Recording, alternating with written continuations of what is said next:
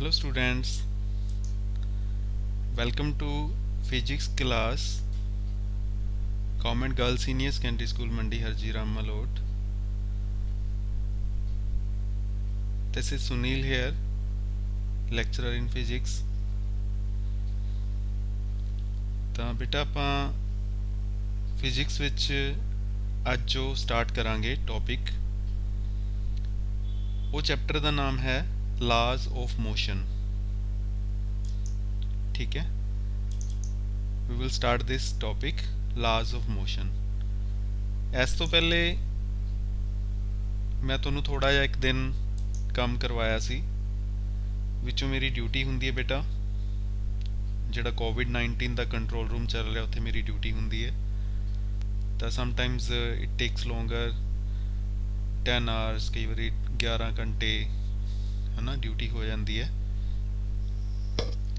ਤਾਂ ਉਹ ਟਾਈਮ ਕਈ ਵਾਰੀ ਉਨਾ ਨਹੀਂ ਮਿਲਦਾ ਤੁਹਾਡੇ ਨਾਲ ਇੰਟਰੈਕਟ ਕਰਨ ਦਾ, ਬਟ ਕੋਸ਼ਿਸ਼ ਕਰੀਦੀ ਹੈ ਜਿਵੇਂ ਮੌਕਾ ਮਿਲੇ ਜਿੰਨਾ ਕੁ ਸਮਾਂ ਹੋਵੇ ਤੁਹਾਡੇ ਨਾਲ ਇੰਟਰੈਕਸ਼ਨ ਕੀਤੀ ਜਾਵੇ।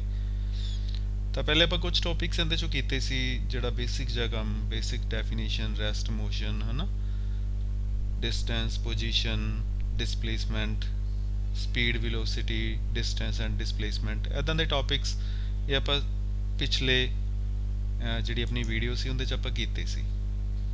ਠੀਕ ਹੈ, ਤਾਂ ਨਿਊ ਜਿਹੜਾ ਆਪਾਂ ਟੌਪਿਕ ਸਟਾਰਟ ਕਰ ਰਹੇ ਹਾਂ, ਐਕਚੁਅਲੀ ਕੀ ਹੈ ਕਿ ਮੈਂ ਟੌਪਿਕ ਉਹ ਵਾਲੇ ਸਟਾਰਟ ਕਰ ਰਿਹਾ ਜਿਹੜੇ ਟੌਪਿਕ ਤੁਸੀਂ ਆਲਰੇਡੀ ਆਪਣੀ 9th ਵਿੱਚ ਜਾਂ 10th ਵਿੱਚ ਥੋੜ੍ਹਾ ਬਹੁਤਾ ਤੁਸੀਂ ਕਰ ਚੁੱਕੇ ਹੋ, ਸੋ ਦੈਟ ਤੁਹਾਨੂੰ ਜ਼ਿਆਦਾ ਪ੍ਰੋਬਲਮ ਨਾ ਲੱਗੇ ਸਮਝਣ ਵਿੱਚ। ਮੈਂ ਹਜੇ ਸਿਰਫ ਉਹ ਵਾਲੇ ਟੌਪਿਕਸ ਨੂੰ ਹੀ ਲੈ ਕੇ ਕੰਮ ਕਰ ਰਿਹਾ।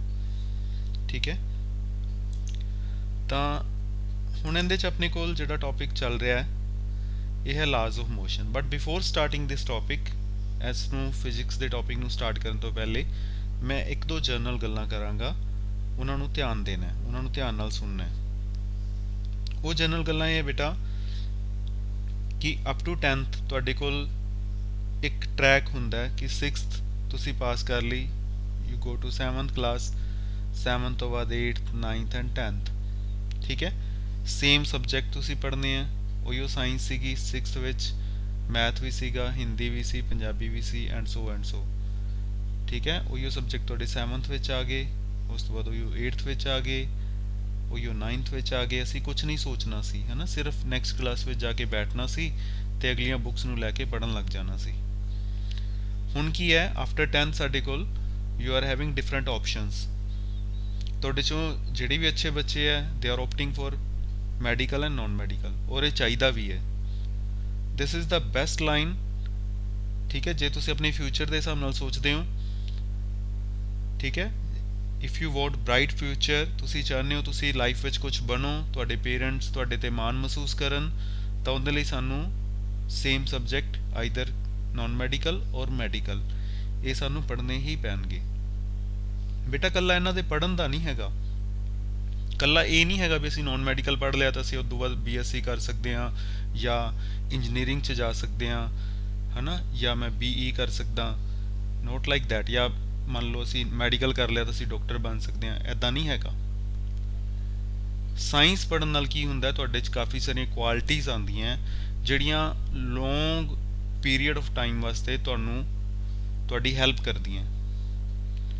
ਫੋਰ ਐਗਜ਼ਾਮਪਲ ਇੱਥੇ ਤੁਹਾਨੂੰ ਮਿਹਨਤ ਕਰਨ ਦੀ ਹੈਬਿਟ ਬਣਦੀ ਹੈ, ਔਰ ਅੱਜ ਕੱਲ੍ਹ ਤੁਸੀਂ ਦੇਖਿਆ ਹੋਣਾ ਸਾਰੇ ਹੀ ਜਿੰਨੀਆਂ ਵੀ ਜੌਬਸ ਨਿਕਲਦੀਆਂ, ਆਪਾਂ ਕੱਲ੍ਹ ਨੂੰ ਸੋਚਦੇ ਹਾਂ ਵੀ ਆਪਾਂ ਕੁਝ ਕਰਾਂਗੇ ਹੈ ਨਾ, ਪੈਸੇ ਕਮਾਵਾਂਗੇ, ਉਹਦੇ ਲਈ ਆਪਾਂ ਨੂੰ ਜੌਬ ਚਾਹੀਦੀ ਹੈ, ਯੂ ਨੀਡ ਏ ਜੌਬ। ਔਰ ਜੌਬ ਸਾਨੂੰ ਕਿਵੇਂ ਮਿਲੇਗੀ, ਇੱਕ ਨੌਕਰੀ ਕਿਵੇਂ ਮਿਲਦੀ ਪਈ ਹੈ, ਉਹਦੇ ਲਈ ਟੈਸਟ ਹੈ ਅੱਜ ਕੱਲ੍ਹ ਹਰ ਇੱਕ ਜਗ੍ਹਾ 'ਤੇ।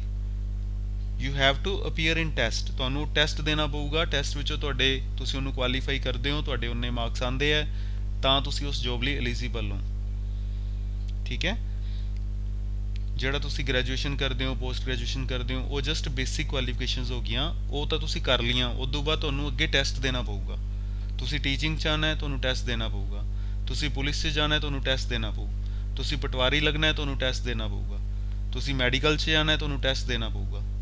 ਉਹ ਟੈਸਟ ਕਿਵੇਂ ਹੋਏਗਾ ਕਲੀਅਰ, ਕੌਣ ਕਰੇਗਾ, ਜਿਹਨੂੰ ਮਿਹਨਤ ਕਰਨ ਦੀ ਹੈਬਿਟ ਹੋਏਗੀ।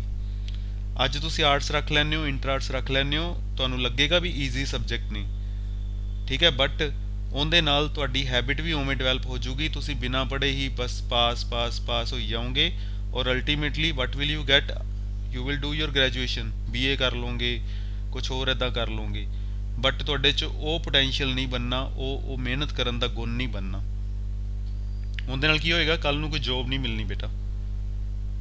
ਹੁਣ ਵੀ ਤੁਸੀਂ ਦੇਖ ਲਓ ਤੁਹਾਡੇ ਆਸ-ਪਾਸ ਬੜੇ ਸਾਰੇ ਲੋਕ ਹੋਣਗੇ ਜਿਨ੍ਹਾਂ ਨੇ BA ਕਰ ਰੱਖੀ ਹੈ, MA ਕਰ ਰੱਖੀ ਹੈ, ਬਟ ਘਰੇ ਬੈਠੇ ਹੈ, ਕੁਛ ਨਹੀਂ ਕਰ ਰਹੇ, ਕਿਉਂਕਿ ਜੋਬ ਮਿਲਦੀ ਨਹੀਂ, ਹੋਰ ਕੁਛ ਕਰਨ ਦੇ ਕਾਬਿਲ ਨਹੀਂ ਰਹਿੰਦੇ।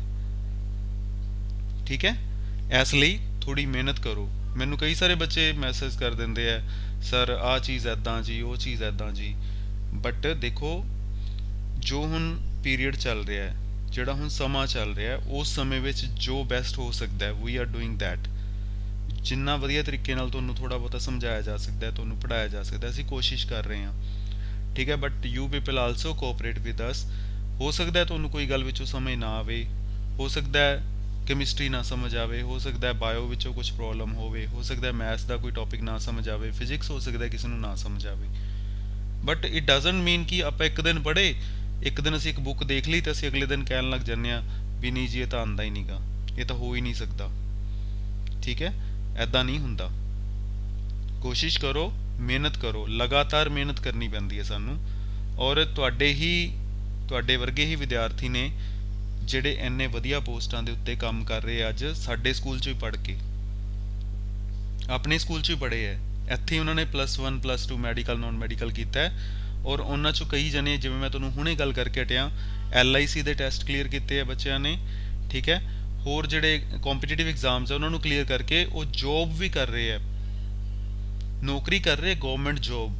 They are getting more then 30,000 40,000 per month, ਇੱਕ ਮਹੀਨੇ ਦਾ 30-40 ਹਜ਼ਾਰ ਰੁਪਇਆ ਉਹ ਕਮਾ ਰਹੀਆਂ ਲੜਕੀਆਂ ਅੱਜ।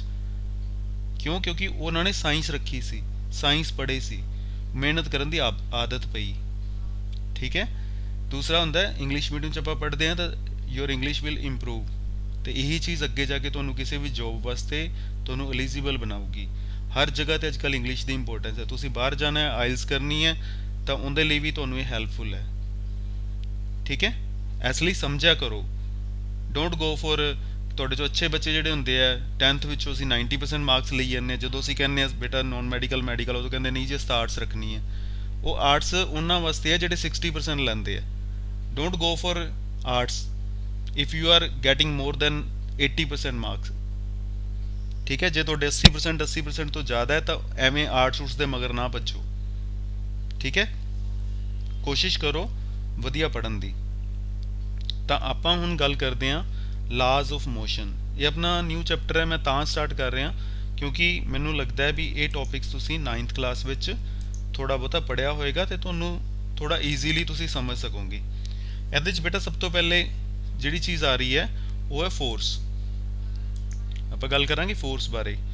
ਠੀਕ ਹੈ, ਫੋਰਸ ਕੀ ਹੁੰਦਾ ਕਿਸੇ ਨੂੰ ਧਿਆਨ 'ਚ ਹੈ? ਫੋਰਸ ਦਾ ਮਤਲਬ ਪੰਜਾਬੀ 'ਚ ਕੀ ਬੋਲਦੇ ਸੀ? ਬਲ ਲਾਉਂਦੇ ਹਾਂ ਨਾ ਆਪਾਂ ਕਿਸੇ ਚੀਜ਼ ਨੂੰ, ਆਪਾਂ ਕੀ ਕਰਦੇ ਹਾਂ? ਖਿੱਚਦੇ ਹਾਂ ਜਾਂ ਧੱਕਦੇ ਹਾਂ। ਪੁਸ਼ ਕਰਨਾ ਤੇ ਪੁੱਲ ਕਰਨਾ ਇੰਗਲਿਸ਼ ਦੇ ਦੋ ਸ਼ਬਦ ਹੈ। ਪੁਸ਼ ਦਾ ਮਤਲਬ ਹੁੰਦਾ ਵੀ ਕਿਸੇ ਚੀਜ਼ ਨੂੰ ਧੱਕਣਾ, ਪੁੱਲ ਦਾ ਮਤਲਬ ਕੀ ਹੁੰਦਾ ਕਿਸੇ ਚੀਜ਼ ਨੂੰ ਖਿੱਚਣਾ ਆਪਦੇ ਵੱਲ। ਠੀਕ ਹੈ, ਤਾਂ ਅਸੀਂ ਪੁਸ਼ ਕਰਦੇ ਹਾਂ ਜਾਂ ਪੁੱਲ ਕਰਦੇ ਹਾਂ, ਉਹਨੂੰ ਅਸੀਂ ਕੀ ਬੋਲਾਂਗੇ? ਫੋਰਸ ਲਾ ਰਹੇ ਹਾਂ, ਅਸੀਂ ਬਲ ਲਾ ਰਹੇ ਹਾਂ। ਹੁਣ ਉਹਦੇ ਨਾਲ ਹੋਏਗਾ ਕੀ? ਬਲ ਲਾਉਣ ਦੇ ਕੀ ਪ੍ਰਭਾਵ ਹੋਣਗੇ, ਕੀ ਹੋਊਗਾ? ਦੇਖੋ ਬਲ ਲਗਾ ਰਹੇ ਹਾਂ ਅਸੀਂ, ਇੱਥੇ ਦੇਖੋ ਮੈਂ ਤੁਹਾਨੂੰ ਦਿਖਾਉਣਾ ਕਿ ਆਪਣੇ ਕੋਲ ਮੰਨ ਲਓ ਆ ਇੱਕ ਬੋਡੀ ਹੈ। ਠੀਕ ਹੈ, ਇਹਦੇ ਤੇ ਕੀ ਕਰਦੇ ਪਏ ਹਾਂ ਅਸੀਂ? ਇੱਧਰਲੇ ਪਾਸੇ ਅਸੀਂ ਕੀ ਲਾਉਂਦੇ ਪਏ ਹਾਂ? ਬਲ ਲਾਉਂਦੇ ਪਏ ਹਾਂ। ਠੀਕ ਹੈ, ਫੋਰਸ ਲਾਉਂਦੇ ਪਏ ਹਾਂ। ਠੀਕ ਹੈ, ਆਹ ਚੀਜ਼ ਸਾਡੇ ਕੋਲ ਕੀ ਹੈ? ਅਸੀਂ ਬਲ ਲਾਇਆ, ਕਿੱਥੇ ਲਾਇਆ? ਇਸ ਬੋਡੀ ਦੇ ਉੱਤੇ। ਉਹਦੇ ਨਾਲ ਹੋਏਗਾ ਕੀ ਇਫੈਕਟ ਹੋਊਗਾ ਬਲ ਲਾਉਣ 'ਤੇ? ਤਾਂ ਉਹਦੇ ਇਫੈਕਟਸ ਹੈ, ਫੋਰਸ ਦੇ ਇਫੈਕਟਸ ਕੀ ਹੋਣਗੇ ਉਹਦੇ ਬਾਰੇ ਆਪਾਂ ਗੱਲ ਕਰਦੇ ਹਾਂ। ਪਹਿਲੀ ਚੀਜ਼ ਕੀ ਹੈ ਕਿ force is something which changes the state of rest ਔਰ ਮੋਸ਼ਨ ਆਫ ਬੋਡੀ। ਫੋਰਸ ਕੀ ਕਰੂਗੀ? ਸਟੇਟ ਆਫ ਰੈਸਟ ਨੂੰ ਜਾਂ ਫਿਰ ਮੋਸ਼ਨ ਨੂੰ ਕੀ ਕਰੂਗੀ? ਚੇਂਜ ਕਰੂਗੀ। ਇਟ ਵਿਲ ਚੇਂਜ ਦਾ ਮਤਲਬ ਕੀ ਹੁੰਦਾ? ਬਦਲਣਾ। ਕਿਵੇਂ? ਆਪਾਂ ਗੱਲ ਕੀ ਕਰ ਰਹੇ ਹਾਂ, ਇਹਦਾ ਮਤਲਬ ਇਹ ਹੈ ਵੀ ਬੋਡੀ ਤੁਹਾਡੀ, ਕੋਈ ਵੀ ਬੋਡੀ ਤੁਸੀਂ ਦੇਖੋਗੇ, ਤੁਹਾਡੇ ਆਸ-ਪਾਸ ਦੇਖੋ, ਤੁਹਾਡੇ ਕੋਲ ਬੋਡੀਜ਼ ਹੈ, ਤਾਂ ਉਹ ਬੋਡੀਜ਼ ਕਿੱਦਾਂ ਦੀਆਂ ਸਟੇਟ ਵਿੱਚ ਹੈ? ਦੋ ਹੀ ਸਟੇਟਾਂ ਹੁੰਦੀਆਂ, ਜਾਂ ਤਾਂ ਕਿੱਦਾਂ ਦੀ ਸਟੇਟ ਹੋਏਗੀ? ਰੈਸਟ, ਜਾਂ ਫਿਰ ਬੋਡੀ ਕਿੱਦਾਂ ਹੋਏਗੀ? Motion. Either the body is in the state of rest or the body is in the state of motion. Fan ਚੱਲਦਾ ਪਿਆ ਤੁਹਾਡੇ ਉੱਪਰ, ਉਹ ਕਿੱਦਾਂ ਦੀ ਸਟੇਟ 'ਚ ਹੈ? ਮੋਸ਼ਨ 'ਚ ਹੈ। ਚੇਅਰ ਪਈ ਹੈ ਸਾਹਮਣੇ, ਉਹ ਕਿੱਦਾਂ ਦੀ ਸਟੇਟ 'ਚ ਹੈ? ਰੈਸਟ ਵਿੱਚ ਹੈ। ਔਰ ਤੁਹਾਡਾ ਸਾਹਮਣੇ ਟੇਬਲ ਪਿਆ, ਉਹ ਕਿੱਦਾਂ ਦੀ ਸਟੇਟ 'ਚ ਹੈ? ਰੈਸਟ ਵਿੱਚ ਹੈ। ਠੀਕ ਹੈ, ਤਾਂ ਇੱਦਾਂ ਕਰਕੇ ਡਿਫਰੈਂਟ ਬੋਡੀਜ਼ ਨੂੰ ਅਸੀਂ ਇੱਦਾਂ ਕਰਕੇ ਦੋ ਚੀਜ਼ਾਂ 'ਚ ਬਾਈਫਰਗੇਟ ਕਰ ਸਕਦੇ ਹਾਂ ਕਿ ਜਾਂ ਤਾਂ ਉਹਨਾਂ ਦੀ ਸਟੇਟ ਰੈਸਟ ਦੀ ਹੈ ਜਾਂ ਫਿਰ ਉਹਨਾਂ ਦੀ ਸਟੇਟ ਮੋਸ਼ਨ ਦੀ ਹੈ। ਹੁਣ ਫੋਰਸ ਕੀ ਕਰ ਸਕਦਾ ਹੈ? ਫੋਰਸ ਉਹਨਾਂ ਦੀ ਸਟੇਟ ਨੂੰ ਚੇਂਜ ਕਰ ਸਕਦਾ ਹੈ। ਚੇਂਜ ਦਾ ਮਤਲਬ ਰੈਸਟ ਵਾਲੀ ਚੀਜ਼ ਨੂੰ ਕਾਹਦੇ 'ਚ ਲਿਆ ਸਕਦਾ ਹੈ? ਮੋਸ਼ਨ 'ਚ ਲਿਆ ਸਕਦਾ ਹੈ। ਤੇ ਮੋਸ਼ਨ ਵਾਲੀ ਚੀਜ਼ ਨੂੰ ਫੋਰਸ ਲਾ ਕੇ ਆਪਾਂ ਕੀ ਕਰ ਸਕਦੇ ਹਾਂ? ਰੈਸਟ ਵਿੱਚ ਲਿਆ ਸਕਦੇ ਹਾਂ। ਐਗਜ਼ਾਮਪਲਸ ਆਪਾਂ ਲੈ ਸਕਦੇ ਹਾਂ। For example, you are having A chair in your room, ਤੁਸੀਂ ਉਹਨੂੰ ਪੁਸ਼ ਕਰਦੇ ਹੋ ਜਾਂ ਪੁੱਲ ਕਰਦੇ ਹੋ। ਪੁਸ਼ ਦਾ ਮਤਲਬ ਮੈਂ ਤੁਹਾਨੂੰ ਦੱਸਿਆ ਸੀ ਧੱਕਣਾ, ਦੂਰ ਧੱਕਣਾ ਆਪਦੇ ਤੋਂ ਪਰਾਂ ਨੂੰ ਫੋਰਸ ਲਾਣਾ, ਬਲ ਲਾਣਾ। ਆਪਦੇ ਵੱਲ ਨੂੰ ਲਾਵਾਂਗੇ ਤਾਂ ਉਹਨੂੰ ਅਸੀਂ ਕੀ ਬੋਲਾਂਗੇ? ਪੁੱਲ ਕਰਨਾ। ਠੀਕ ਹੈ, ਤੁਸੀਂ ਜਦੋਂ ਉਹਨੂੰ ਪੁਸ਼ ਕੀਤਾ ਜਾਂ ਪੁੱਲ ਕੀਤਾ ਇੱਕ ਚੇਅਰ ਨੂੰ, ਤਾਂ ਉਹ ਚੇਅਰ ਕਾਹਦੇ 'ਚ ਆ ਗਈ? ਮੋਸ਼ਨ 'ਚ ਆ ਗਈ। ਪਹਿਲੇ ਕਾਹਦੇ 'ਚ ਸੀ ਕਿ ਉਹ ਰੈਸਟ ਵਿੱਚ ਸੀ, ਉਹ ਰੁੜਨ ਲੱਗ ਗਈ, ਮੋਸ਼ਨ 'ਚ ਆ ਗਈ। ਸਿਮਿਲਰਲੀ ਇੱਕ ਡੋਰ ਹੈ, ਬੰਦ ਹੈ, ਤੁਸੀਂ ਉਹਨੂੰ ਐ ਪੁਸ਼ ਕਰਦੇ ਹੋ ਜਾਂ ਪੁੱਲ ਕਰਦੇ ਹੋ ਆਪਦੇ ਵੱਲ, ਤਾਂ ਡੋਰ ਖੁੱਲਦਾ ਹੈ। ਖੁੱਲਦਾ ਤਾਂ ਮਤਲਬ ਕਾਹਦੇ 'ਚ ਆ ਗਿਆ? ਮੋਸ਼ਨ 'ਚ ਆ ਗਿਆ। ਪਹਿਲੇ ਕਿਹੜੀ ਸਟੇਟ ਵਿੱਚ ਸੀਗਾ? ਰੈਸਟ ਵਿੱਚ ਸੀਗਾ। ਤਾਂ ਇਨ ਦਿਸ ਵੇ ਰੈਸਟ ਨੂੰ ਮੋਸ਼ਨ 'ਚ ਆਪਾਂ ਲਿਆ ਸਕਦੇ ਹਾਂ। ਐਵੇਂ ਦੂਸਰੀ ਚੀਜ਼ ਹੈ, ਮੋਸ਼ਨ ਹੋਵੇ ਬੋਡੀ ਵਿੱਚ, ਪਹਿਲੇ ਮੋਸ਼ਨ ਹੋਵੇ ਤਾਂ ਉਹਨੂੰ ਅਸੀਂ ਕੀ ਕਰ ਸਕਦੇ ਹਾਂ? ਬਾਅਦ ਵਿੱਚ ਰੈਸਟ ਬਣਾ ਸਕਦੇ ਹਾਂ। ਉਹ ਵੀ ਅਸੀਂ ਫੋਰਸ ਲਾ ਕੇ। ਫੋਰ ਐਗਜ਼ਾਮਪਲ, ਇੱਕ ਮੰਨ ਲਓ ਇੱਕ ਕ੍ਰਿਕਟ ਦੀ ਬੋਲ ਹੈ ਤੁਹਾਡੇ ਵੱਲ ਆ ਰਹੀ ਹੈ ਨਾ, ਤੁਸੀਂ ਪਲੇਅਰ ਹੋ, ਤੁਸੀਂ ਖੜੇ ਹੋ ਗਰਾਊਂਡ ਵਿੱਚ, ਤੁਹਾਡੇ ਵੱਲ ਬੋਲ ਆ ਰਹੀ ਹੈ, ਤੁਸੀਂ ਉਹਨੂੰ ਰੋਕ ਲੈਂਦੇ ਹੋ ਹੱਥ ਲਗਾ ਕੇ। ਤੁਸੀਂ ਉਹਨ 'ਤੇ ਕੀ ਲਗਾਇਆ? ਫੋਰਸ ਲਗਾਈ, ਬਲ ਲਗਾਇਆ, ਤੇ ਅਸੀਂ ਉਹਨੂੰ ਕੀ ਕਰਤਾ? ਮੋਸ਼ਨ ਤੋਂ ਕਾਹਦੇ ਵਿੱਚ ਲਿਆਂਦਾ? ਰੈਸਟ ਵਿੱਚ ਲਿਆਂਦਾ, ਉਹ ਬੋਲ ਰੁਕ ਗਈ। ਠੀਕ ਹੈ, ਐਵੇਂ ਮੰਨ ਲਓ ਤੁਹਾਡੀ ਇੱਕ ਫਰੈਂਡ ਹੈ, ਉਹ ਸਾਈਕਲ ਚਲਾ ਰਹੀ ਹੈ ਨਾ, ਆਪਾਂ ਕਈ ਵਾਰੀ ਸਾਈਕਲ ਉਹ ਚਲਾ ਰਹੀ ਹੈ ਤਾਂ ਆਪਾਂ ਕੀ ਕਰਦੇ ਪਏ ਹਾਂ? ਆਪਾਂ ਉਹਨੂੰ ਪਿੱਛੋਂ ਪਕੜ ਕੇ ਖਿੱਚਣਾ ਸ਼ੁਰੂ ਕਰ ਦਿੰਦੇ ਹਾਂ ਓਪੋਜ਼ਿਟ ਡਾਇਰੈਕਸ਼ਨ 'ਚ। ਉਹ ਅੱਗੇ ਨੂੰ ਜਾਣ ਦੀ ਕੋਸ਼ਿਸ਼ ਕਰ ਰਹੀ ਹੈ, ਆਪਾਂ ਪਿੱਛੇ ਨੂੰ ਖਿੱਚ ਰਹੇ ਹਾਂ, ਤਾਂ ਉਹ ਸਾਈਕਲ ਕੀ ਹੋ ਜਾਏਗਾ? ਰੁਕ ਜਾਏਗਾ ਥੋੜੀ ਦੇਰ ਬਾਅਦ। ਤਾਂ ਆਪਾਂ ਉਹਨੂੰ ਕੀ ਕਰਤਾ? ਉਸ ਬੋਡੀ ਨੂੰ ਕਿੰਦੇ ਵਿੱਚ ਲਿਆਂਦਾ? ਰੈਸਟ ਦੀ ਫਾਰਮ 'ਚ ਲਿਆਂਦਾ। ਪਹਿਲੇ ਉਹ ਕਿੱਦਾਂ ਸੀ? ਮੋਸ਼ਨ ਸੀ। ਕੀ ਲਾਇਆ ਆਪਾਂ? ਫੋਰਸ ਲਾਈ, ਬਲ ਲਾਇਆ। ਤਾਂ ਪਹਿਲੀ ਚੀਜ਼ ਆਈ ਹੈ, ਫੋਰਸ ਲਾਉਣ ਨਾਲ ਕਿਸੇ ਬੋਡੀ ਦੀ ਸਟੇਟ ਨੂੰ ਆਪਾਂ ਚੇਂਜ ਕਰ ਸਕਦੇ ਹਾਂ। ਓਕੇ, ਵੀ ਫੋਰਸ ਲਾਉਣ ਨਾਲ ਪਹਿਲੀ ਚੀਜ਼ ਕੀ ਹੋ ਸਕਦੀ ਹੈ? ਸਟੇਟ ਚੇਂਜ ਹੋ ਸਕਦੀ ਹੈ। ਓਕੇ, ਦੂਸਰੀ ਚੀਜ਼, ਦੂਸਰਾ ਕੀ ਹੋ ਸਕਦਾ ਹੈ? ਕੋਈ ਸੋਚਿਆ ਵੀ ਦੂਸਰਾ ਹੋਰ ਆਪਾਂ ਕੀ ਕਰ ਸਕਦੇ ਹਾਂ? ਫੋਰਸ ਲਾਈ, ਉਹਦੇ ਨਾਲ ਕੀ ਹੋ ਸਕਦਾ ਕਿਸੇ ਬੋਡੀ ਨੂੰ? ਦੇਖੋ, ਤੁਸੀਂ ਦੇਖਿਆ ਹੋਊਗਾ ਸਪੰਜ, ਦੇਖਿਆ ਕਦੇ ਸਪੰਜ? ਹੈ ਨਾ, ਪੋਲਾ ਆਇਆ ਹੁੰਦਾ ਸਪੰਜ ਆ, ਉਹਨੂੰ ਆਪਾਂ ਨੱਪ ਦਈਏ ਤਾਂ ਉਹਦੀ ਸ਼ੇਪ ਚੇਂਜ ਹੋ ਸਕਦੀ ਹੈ ਨਾ। ਐਵੇਂ ਤੁਹਾਡੇ ਕੋਲ ਇੱਕ ਬੈਲੂਨ ਹੈ, ਬੈਲੂਨ ਉਹਦੇ 'ਚ ਹਵਾ ਭਰੀ ਹੋਈ ਹੈ ਥੋੜੀ ਜੀ, ਆਪਾਂ ਉਹਨੂੰ ਨੱਪ ਦਈਏ, ਉਹਦੀ ਸ਼ੇਪ ਚੇਂਜ ਹੋ ਸਕਦੀ ਹੈ। ਰਾਈਟ। ਹੁਣ ਇਹਦਾ ਮਤਲਬ ਕੀ ਹੈ? ਇਹਦਾ ਮਤਲਬ ਕੀ ਹੈ? ਆਪਾਂ ਕੀ ਲਾਇਆ ਸੀ? ਫੋਰਸ ਲਾਈ ਸੀ ਉਹਨਾਂ ਤੇ, ਬਲ ਲਾਇਆ ਸੀ, ਉਹਦੇ ਨਾਲ ਕੀ ਹੋ ਗਿਆ? ਉਹਨਾਂ ਦੀ ਸ਼ੇਪ ਚੇਂਜ ਹੋ ਗਈ। ਇਹਦਾ ਮਤਲਬ second thing what we will say that ਦੂਸਰੀ ਚੀਜ਼ ਕੀ ਹੋ ਸਕਦੀ ਹੈ? ਸ਼ੇਪ ਚੇਂਜ ਹੋ ਸਕਦੀ ਹੈ ਜਦੋਂ ਆਪਾਂ ਫੋਰਸ ਲਾਵਾਂਗੇ, ਬਲ ਲਾਵਾਂਗੇ। ਕਲੀਅਰ ਹੋ ਗਿਆ? ਤੀਸਰੀ ਚੀਜ਼, ਇੱਕ ਚੀਜ਼ ਹੋਰ ਹੋ ਸਕਦੀ ਹੈ। ਤੀਸਰਾ ਕੀ ਹੋ ਸਕਦਾ? ਤੁਸੀਂ ਕਦੇ ਦੇਖਿਆ ਕ੍ਰਿਕਟ ਖੇਲਦੇ ਆ, ਇੱਕ ਬੈਟਸਮੈਨ ਹੁੰਦਾ ਹੈ ਨਾ, ਬੋਲਰ ਬੋਲ ਕਰਦਾ ਹੈ ਬੈਟਸਮੈਨ ਵੱਲ, ਬੈਟਸਮੈਨ ਅੱਗੋਂ ਬੋਲ ਨੂੰ ਮਾਰਦਾ, ਹਿੱਟ ਕਰਦਾ, ਉਹਦੇ ਨਾਲ ਬੋਲ ਕਿੱਥੇ ਚਲੀ ਜਾਂਦੀ ਹੈ? ਬਾਉਂਡਰੀ ਪਾਰ, ਜਾਂ ਛੱਕਾ ਲੱਗ ਜਾਂਦਾ ਹੈ ਨਾ, ਬਾਹਰ ਚਲੀ ਜਾਂਦੀ ਬਾਉਂਡਰੀ ਤੋਂ। ਆਪਾਂ ਸਾਰੇ ਕਲੈਪਿੰਗ ਕਰਦੇ ਹਾਂ। ਉਦੋਂ ਕੀ ਹੋਇਆ? ਬੈਟਸਮੈਨ ਨੇ ਕੀ ਕੀਤਾ? ਬੋਲ ਨੂੰ ਫੋਰਸ ਲਗਾਈ, ਬਲ ਲਾਇਆ ਆਪਦੇ ਬੈਟ ਨਾਲ, ਤੇ ਉਹ ਬੋਲ ਕਿੱਧਰਲੇ ਪਾਸੇ ਚਲੀ ਗਈ? ਪਹਿਲੇ ਇੱਧਰਲੇ ਪਾਸੇ ਬੈਟਸਮੈਨ ਵੱਲ ਆਉਂਦੀ ਪਈ ਸੀ, ਹੁਣ ਉਹ ਕਿਸੇ ਹੋਰ ਡਾਇਰੈਕਸ਼ਨ 'ਚ ਚਲੀ ਗਈ। ਉਹਦੇ ਨਾਲ ਕੀ ਹੋ ਗਿਆ? ਉਹਦੀ ਡਾਇਰੈਕਸ਼ਨ ਚੇਂਜ ਹੋ ਗਈ।